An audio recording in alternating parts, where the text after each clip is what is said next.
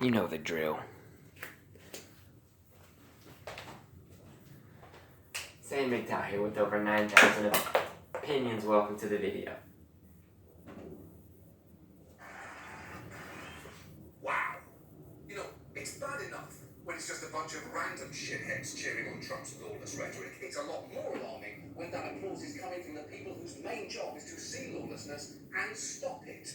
So, if the unions won't act and the federal government won't act, what else can you do as a civilian to get accountability if the police violated your rights? Well, you could try and sue the city or the individual officer in question. And in high-profile cases especially, they can be incentivized to settle for astonishing amounts. In fact, over a period of 5 years, the 10 cities with the largest police departments paid out $1 billion in settlements and court judgments. And listen, I'm no comptroller, believe me. I wish I were. A hard-to-explain, lethally boring elected accountant whose title inexplicably took a real word and then stuck an in the middle of it. Come on. That's my dream job. But even I can tell you, if you... That joke fell flatter than the Fed funds rate between 2009 and 2016. But I'm happy that John is willing to admit that he wants to be lethally boring because... You're spending $1 billion on misconduct settlements, you might want to seriously examine what conduct looks like. And if the city doesn't feel that it has to settle with you, you're in real trouble, because civil suits against cops are nearly impossible to win. Just listen to a defense attorney explain one reason that it was going to be difficult for Michael Brown's family to sue the Ferguson officer who killed him. Civilly, sure, they can go after him civilly. The problem is he has qualified immunity. He's going to say that I was acting within the scope of my employment. This is what I was doing. Yeah, and he is right about that. Police officers are often protected from consequences due to something called qualified immunity, which sounds like something you get from a horrifying cheat code in Grand Theft Auto. Well, guess what? I turned on qualified immunity and now my car runs on prostitutes. But it's actually worth taking a moment to talk about that term. Very basically, qualified immunity means that a public official is immune from lawsuits unless their exact conduct has already been ruled unconstitutional in a previous case. And I do mean exact because... That's absurd, and I believe it. But cops and Hillary Clinton should not be above the law. If you murdered George Floyd or Eric Garner or Tony Timpa, etc., or were a cop and watched it happen, you should be charged for murder, no questions asked. Small, tiny variations can result in a case being thrown out. This happens all the time. For instance, one case was thrown out because of the difference between unleashing a police dog to bite a motionless suspect in a bushy ravine and unleashing a police dog to bite a compliant suspect in a canal in the woods, which I totally get. Those are two completely different kinds of outdoor holes. And then there was this case. A federal appeals court has ruled Seattle police used excessive force when they tasered a pregnant woman during a traffic stop in 2004. She was shot 3 times with a stun gun for refusing to sign a speeding ticket. Although the ruling was in Brooks' favor, the officer who fired the taser was given immunity because the law on stun gun use was not clear yet. That is absolutely ridiculous. The method the officer used to assault that woman clearly shouldn't matter. It's like if Jeffrey Dahmer was declared innocent because he cooked his victims in an Instant Pot. The crime is the killing, not what fucking appliance he used. Now... That's a pretty fair metaphor.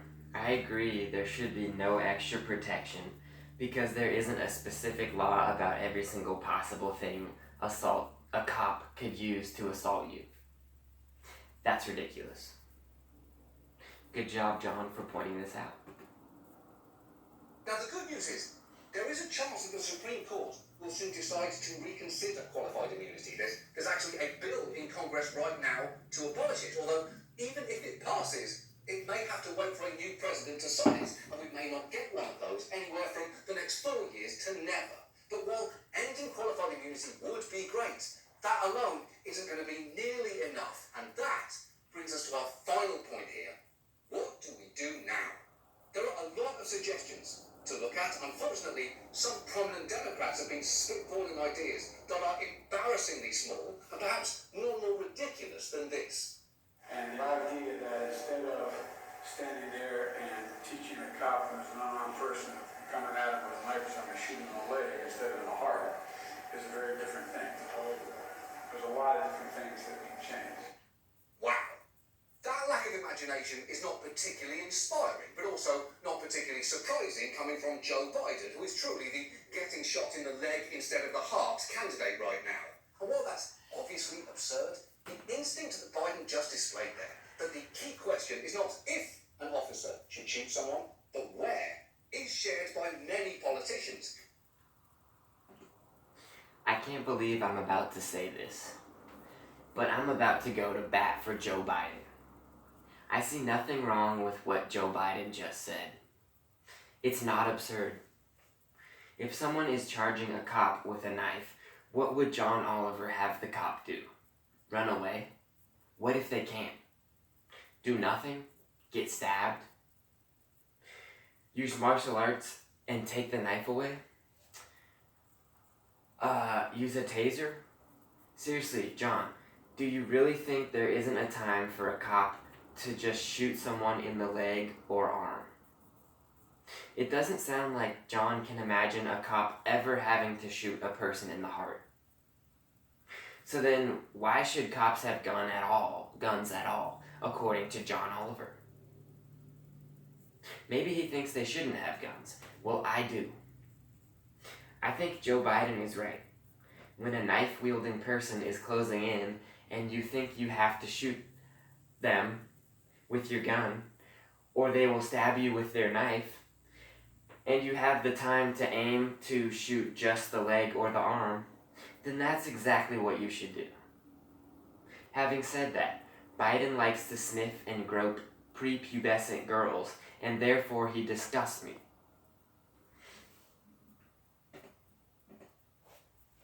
In New York, Bill de Blasio has balked at making it illegal for police to use chokeholds, despite the fact that a chokehold is precisely what led to the death of Eric Garner. But the fact is, Chokeholds, when used properly, are a great way to safely subdue someone. Brazilian Jiu-Jitsu people choke each other out all day, and even knock each other out unconscious with it. But they know when to stop doing it, and what is too much, and what is dangerous, and they do it safely all the time. So cops can do it safely too. It's a great way to subdue someone. Having said that, kind of like having a gun or telling a cop they can bump a murderer's head on the cop car metal.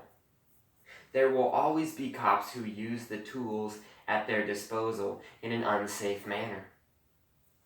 Like, look at those cops that pushed over that old man or that chick in the streets.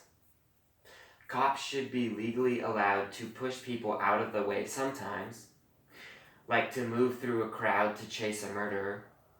But excessive pushing or dangerous pushing, like what happened to those two, and probably more people, is not okay. Maybe John just wants cops to never touch a person. Cops need to be trained by jiu-jitsu people how to properly and safely apply a chokehold. Cops need tools to be able to subdue unruly people who are a danger to themselves and others and the cops themselves. John is living in a fantasy world if he thinks cops never have to restrain people or shoot people or push or carry people sometimes. John needs to wake up or grow up or both.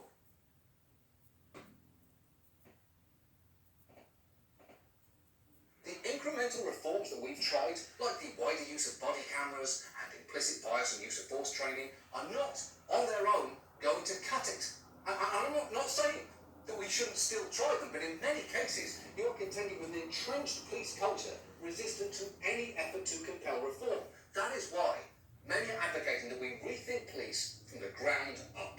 One small example of this is Camden, New Jersey, which 10 years ago was policed by a deeply troubled, corruption-ridden force. But in 2013, they dissolved their city police force entirely, with officers having to reapply for their jobs. And in doing that, they've been able to meaningfully shift the culture, while also instituting policy changes that have led to both a drop in excessive force complaints